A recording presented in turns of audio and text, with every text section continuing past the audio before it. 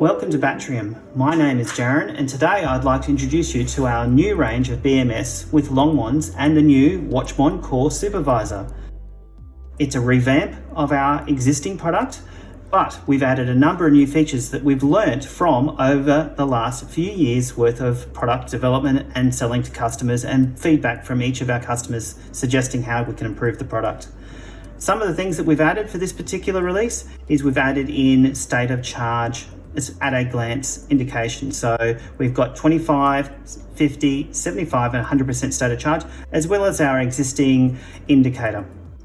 We've also, in this particular product, added on-board relay. This is really important for some customers so they can wire through and control a fan or a circuit breaker and have confidence that you're using a mechanical relay that is 5 amps at 30 volts, completely isolated from our product, so you can switch it on and off at your control, suiting your configured parameters.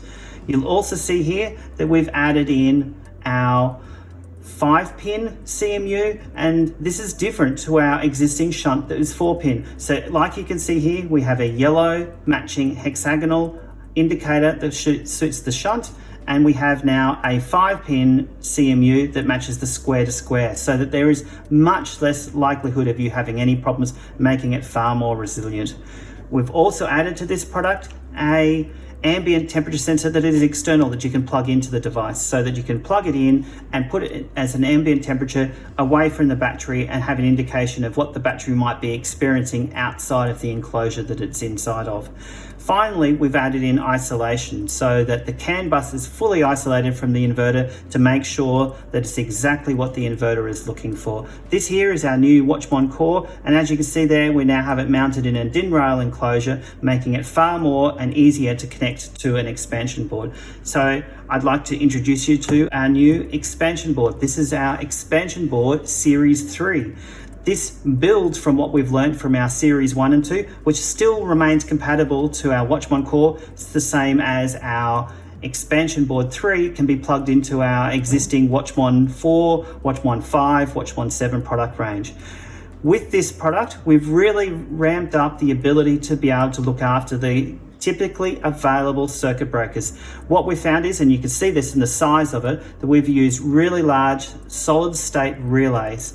They're able to handle the full 65 volts that you see on a typical 48 volt battery pack, and able to switch this fully isolated at 5 amps. And we've tested this repeatedly with a typical ABB Series 2 circuit breaker. We're providing 3 of them to give you full flexibility for what it is that you're wanting to connect. We continue to offer the mechanical relays as before, so we're offering 3 of them here. Again, fully isolated mechanical 5 amp 30 volt rated, so you can switch on and off your typical 24 volt fan or 12 volt fan if you need to, or any other control to a inverter or other piece of equipment that's looking for a simple on off close.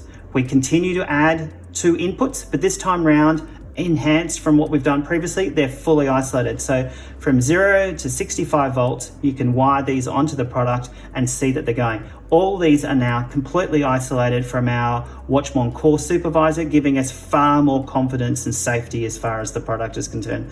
We continue to offer an external NeoPixel and some analogs that will be at some future point able to be added to the product when we've found features that make sense. After the WatchMon Core, we would like to point out that we've actually taken off board the WatchMon Core our isolation. So in the past, we had what we referred to as CMU Connect, which took the cabling and connected you to the LongMons. In this case, we've actually now moved the circuitry over here to the ISOMon that plugs in. This gives us far greater confidence as far as isolation is concerned. It's separate. You still continue to have your red transmitting LED to see that the communication path is working, and then return path of the green LED to see that the response back from the LongMons is working.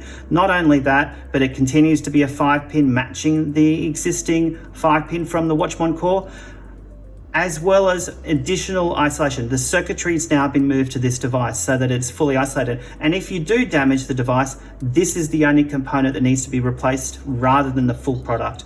This we feel is going to make a major improvement to people's robustness of their project. So the ISOMon, as we call it, can now be plugged into WatchMon Core using the 5-pin, giving you greater flexibility as to what you can connect to.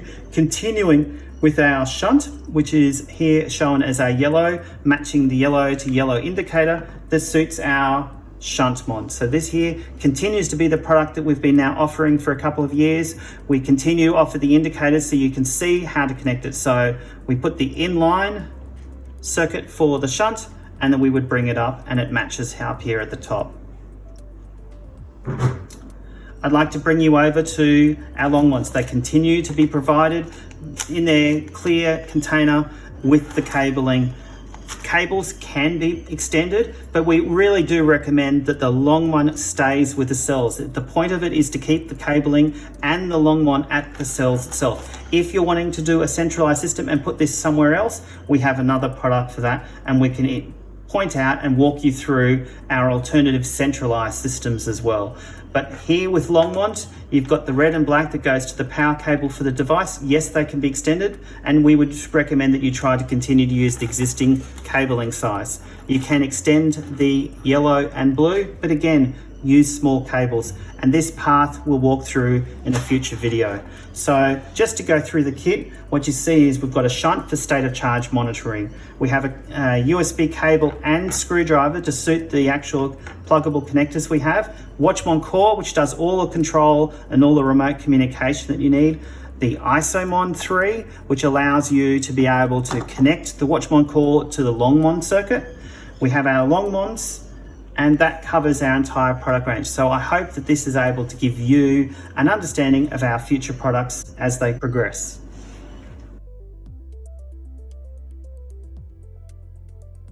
Now let's unbox what you get in a WatchMon with LongMon kit. WatchMon Core.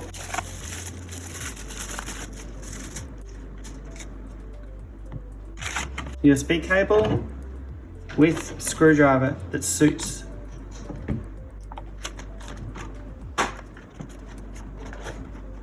ISOMon cable,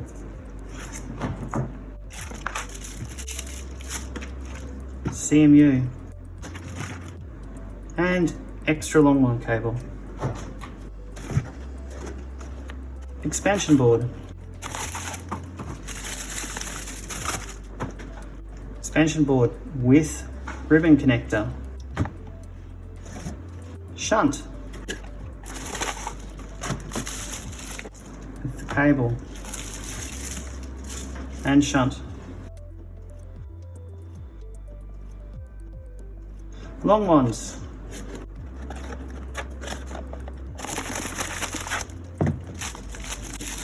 cables and LongMons. That's it.